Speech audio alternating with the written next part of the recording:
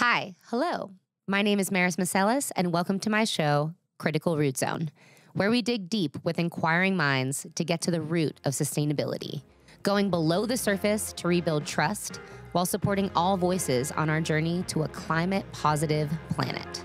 For the following series, we'll be taking a look at my friendship with Kristen Westerbeck, a shining example of sheer passion and willpower to make a difference in this world. This woman is my dear friend and an inspiration, and she has conquered so much already. She's been in Nashville for 14 years. She worked as marketing director for a co-founded female craft brewery in Nashville and helped implement a zero-waste program in the production and taproom spaces. And then she decided it was time to go back to school to learn more. She pivoted to get her MBA at Vanderbilt, focusing in on operations and sustainability. And this past summer, Kristen worked as a global operations intern at Nike. And she plans to join them full-time in Portland, Oregon this August. Kristen spends her free time gaining as many new perspectives as possible, while often traveling or trail running.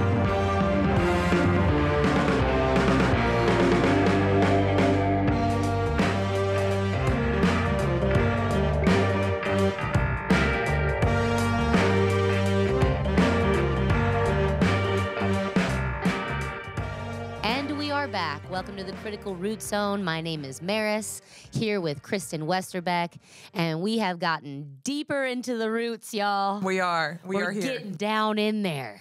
It's episode 3 of our series. I just look at her and laugh because she's great, and I love her. This is Kristen. If you haven't listened to the first 2 episodes, she is a BAMF. And she's doing real big things, especially in sustainability, which is why we're all here, to get to the root of sustainability. And we talked about her position, or not position, but your journey to get to Nike, and that's coming up this August. Coming up, we're going back full time. So I had a 10-week internship this past summer, and now going back full time to Portland, Oregon in August. And she's already done really good stuff for them. I mean, we don't have to go all the way into that because, you know, it's like private secret stuff. But I learned just by talking to you the other day about this scope 1, 2, and 3 thing. And when you mentioned to me the first time, I was like, what the heck is that? Right? Yeah. I felt kind of silly because I'm like, should I know what that means? Like, I like sustainability like you do. I do not know what scope 1, 2, and 3 is. But that's perfect because we need something to talk about. So we're going to talk about that. And I looked it up. I do some homework. I'm not really the best at preparing. Sometimes I just like to flow, you know what I mean? Yeah. Just make shit up. But definitions of scope 1 and 2 and 3, right? I'm just going to read a little bit from this national grid page that I'm on. I just Googled it, man. That's the craziest thing. You can just Google stuff and get the answers. It's wild. But so I'm just going to read a little bit, right? It's about emissions, and scope 1 emissions are different from scope 2 emissions and scope 3. And I'm going to stop talking because she's actually the guru about it. Tell us more, Kristen. All right. So scope 1, 2, and 3 emissions are the 3 different categories where the emissions fall within a company's value chain. So scope 1 emissions are basically any emissions that are under the control of the organization from, owned buildings, owned cars, like those types of things. So any emissions that happen really within the company walls are scope 1 emissions. Okay. And then scope 2 emissions are any indirect emissions that are caused from the purchasing of, I believe it's like energy, heat. I bet we could look it up here. Energy, heat, any kind of energy emissions that are created by transferring that energy to it's the like company electricity. to operate. Yeah, the generation of electricity that we're powered by fall into this category. So that's an indirect emission. And then scope 3 is literally every other emission. So you think of anything that happens outside of a company's walls. So you think of, okay, so say if you are making a T-shirt, and you purchase cotton to make this T-shirt, any emissions that went into growing that cotton, creating that cotton, transporting it to you till it gets to your company walls, that's scope 3. Yeah. And then you think of afterwards, after that T-shirt, it's now a T-shirt because you've made it, leaves your company walls, what are the emissions that are created by how long that T-shirt lasts, where it's disposed of, anything that really, your consumer that is passed, those emissions that are passed on to your consumer. Yep. So the biggest takeaway between scope 1, 2, and 3 emissions are that scope 3 is such a wide umbrella. Like generally it's about 94 to 98% of a company's overall emissions, but they're not currently logged. Yeah. So when you hear of a company talk about their emissions, a lot of times it falls within those first two categories, Right. but not the scope 3 emissions. How interesting. Yeah, you and I were kind of talking about like reporting and stuff, like how if it's not metrics or measured against something that other people are measuring against, it doesn't really like have any clout, right? It's like, I measured how many cans we threw out back. I don't know. What am I trying to, you know what I'm trying to say? Like you said it better than me. Yes. Yeah. So basically there's all these different ways that you can measure it in order to make it applicable to the outside world. So one of those, I guess, could be like the Sustainable Development Goals, the SDGs, and you might recognize them. They're like little colorful boxes that a lot of companies put on their sustainability reports, but it addresses like waste and water and energy use. But if you are not able to translate, I guess, what you're doing as a company to some sort of metric that is digestible beyond your company walls, then it's kind of greenwashing in a certain way. Right. Because you're like, we're doing this over here. And then we're like, well, where does that actually impact? What does that even mean? Well, okay, so are these reports public or like where would one find a report of Nike's report, sustainability report? Yeah, so I do know that Nike, they actually just published their 2021 impact report. Okay. But you just type in Nike 2021. Let's do it right now. Yeah, I'm doing it. It's called the impact report. Everybody kind of has a different report. So I definitely, for the company that you're looking for, just search their name, sustainability, and then report and see if anything really comes up. But specifically with, there you go, fiscal year 21 impact report. First one? Yep, first one. And what this really does is it's really cool because Nike ties a lot of this report to specific frameworks that are available. But there's just so many different frameworks available in ESG that is crazy. But just to know that this information is out there is really neat. Like, I mean, in my free time, I'd like to read it all, but it's like, it's out there. That's the thing. It's out there. It's out there. And scroll down.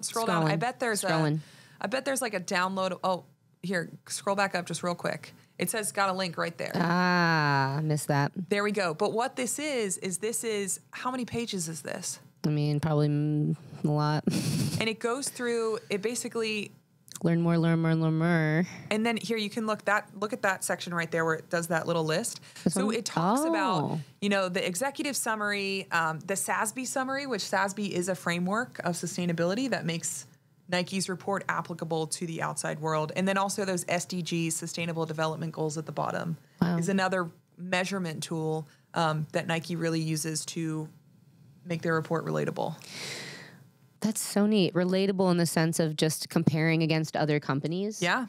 And being able to see how Nike is comparing to other companies. So I think I haven't done a ton of research on Nike's competitors about where they're at, but specifically Nike is pretty advanced as far as this impact report.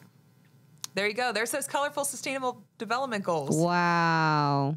So these are all the ones that Nike could be working on. I think through their report, they go through and pick out certain ones that, for example, let's see, there's one about affordable and clean energy. Yep. So, this is like a B Corp. That's what we were talking about. Yeah, there's a B Corp is one of those frameworks. Yeah.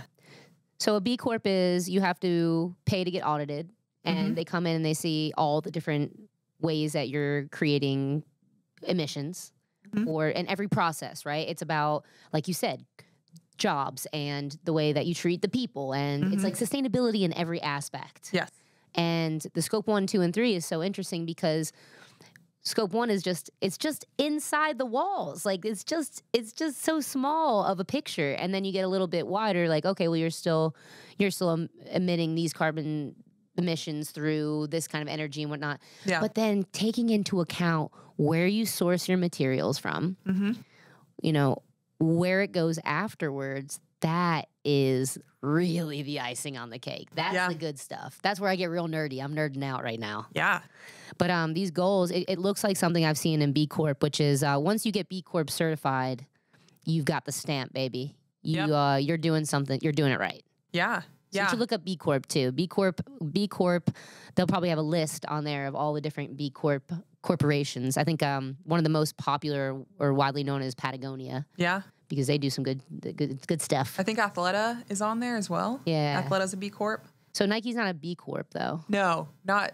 They're setting their own yet. bar. I'm not sure. I'm not sure if it's a yet or not. I think the biggest takeaway that I actually took. I'm going to shout out my Vanderbilt professor here, Jeff Gowdy. Yeah, Jeff. He is one of the directors at SustainServe, which is an environmental consulting group. Oh. But basically, I took a class with him, which was the financial analysis of ESG, environmental social governance. And it was so fascinating because we really dove into a lot of these frameworks. And the biggest takeaway that I was concerned with is every framework has a purpose, but there's no universal framework.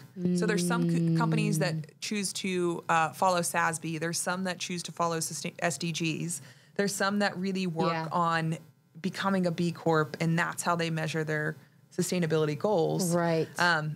But you look at any company, and there's not a universal one that people go to. So I think that is another place where our reporting system is lacking, is that there is not kind of this catch-all one that works for every company, which makes it different across industries. And I think, specifically Nike uses multiple frameworks to kind of analyze their impact report. But I wish there were just one. Yeah, they give you all the options, so that's cool. Yeah. Like, I bet a B Corp, that would be an undertaking for Nike, right? Like, because it's just so big. It's just so big. So they'd have to go in. That would take so long, I think. But they're doing it themselves. That's the thing, is they're giving them their own stamp of sustainability. But what you're saying makes sense, because if there's not just one levels or, that we're comparing against for everybody, then it's kind of a free-for-all. But nonetheless, everyone's doing something good. Whoever is following a framework of some sort, they're definitely trying a lot harder than somebody that's like, we recycled, I don't know, we recycled 100,000 bottles, and you're like, but if you put out 100,000 a minute, no, come on, come on, you're like, yay! Oh, so I think too that Nike is such a unique company that they're stretching into footwear and apparel. Maybe I'm not sure why they have not done a B Corp, but maybe they looked at that framework and they're like, this doesn't encompass everything we want to measure. Totally. So it could be the other result as well. Totally, darling. Well, scope 1, 2, and 3, what I want to talk about, that I think is important in general, just to have that perspective. Like, okay, the product is made, and there's so many steps. I'm going to do a local plug too. The Good Fill, Megan Gill from the Good Fill in Nashville. She is a wizard, and she makes sure everything that she gets, she knows where it comes from, how it was made, what is it packaged in, and man, she's brilliant, and that makes a difference. It's so much work, and how do you market that too? But that's the future, right? Because scope 3, right? How is Nike? I mean, first thing comes to my mind, I want to talk about them before we get off this episode, is your shoes. The moon shoes? Are they the moon shoes? What are they called? The moon shoes? The moon shoes. Oh, the craters. The craters. I was flashing back to the 90s where you actually had the moon boots. Oh, yeah. And you're feel like you're walking on, anyway. She has a pair of... I got them on right now. I could pull them up. Yeah, into the camera. Go ahead, take them off. No, into the... Take them off. Should I... Take them off. Let me see those. We're really taking off the shoe. They're actually, these aren't even the ones that Oh, you got a camera. You can show your camera. Okay, yeah, here we go. So what's made, this is sustainable product, right? Yes, okay, so these bases are made up of 20% recycled material, which I believe these are ground up shoes. Well, these are ground up shoes that are, sorry, I just bumped the mic there. Okay. Ground up shoes that are used as fillers for the soles of these shoes. Heck yeah. So right now it's at 20%. There's that logo you saw on the website. It's basically just a bunch of Nike. In the shoe? Yeah, that's their Move to Zero logo. Love that. But yeah, it's this whole new line called Fly Knit, like flying and then knitting. Fly Knit. Fly Knit, that takes into account a certain percentage of sustainable materials within the production of the shoe. Very cool. So that one's 20? Yeah, this one's 20% recycled materials. Hopefully it continues going further. And it's grounded up shoe. Ground up shoe in the bottom of my shoe. See, and knowing what it is too, because I'll see, I looked on Adidas site and they're like, or who was it? It was like New Balance or someone, the Green Leaf, I think it was New Balance, and they say sustainable materials or like better materials for the environment. Yeah. That's where it's kind of like, I'm like, well, what is it though? Like, what are the materials, Yeah. Like, tell me about those. But that's just something that we all have to be more aware of, is just because it says that. Yeah. Doesn't necessarily mean it's true, or like what their definition of it is doesn't mean that it's actually doing good in the environment. Yeah. And I would say to that point as well, like a company can say that they're a sustainable company and still only monitor those Scope 1 emissions. Right. So I think one of the things we talked about was Nike's refurbishment program. They have certain stores where you can actually bring in like old Nike shoes and put it in their store. And that's kind of what makes it into these craters. It also makes it into like gym mats and that they outfit gyms with. So I do think that if a company is starting to address those Scope 3 about what happens at the end of life of product, that's the good stuff. If they say they're sustainable, they have some actions to back it up as well. Man, that's the plug right there. Can we bring any shoes? Can we bring out, like, That's they a have good to be question. Nike shoes? I don't know. I hope it's any shoes. Well, you know what? Just show up and bring your shoes. We're gonna Google that. Or maybe sneakers. Hey, in the next episode, I'm going to let you know whether you can bring all your shoes or just Nike shoes. But stay tuned for that. We're going to tie it all in together. Episode 1, 2, and 3 really tie all the things together that we learned and what you can do and why Kristen's amazing. We already know that. And of course, if you want to write me an email, it's criticalrootzone@gmail.com. And I'd love to hear from you. Share your stories, share your thoughts. And just remember, guys, that together we can do anything. Yeah. Give me another one. Boom. I'm going to put my shoe back on. Yeah, put your shoe on.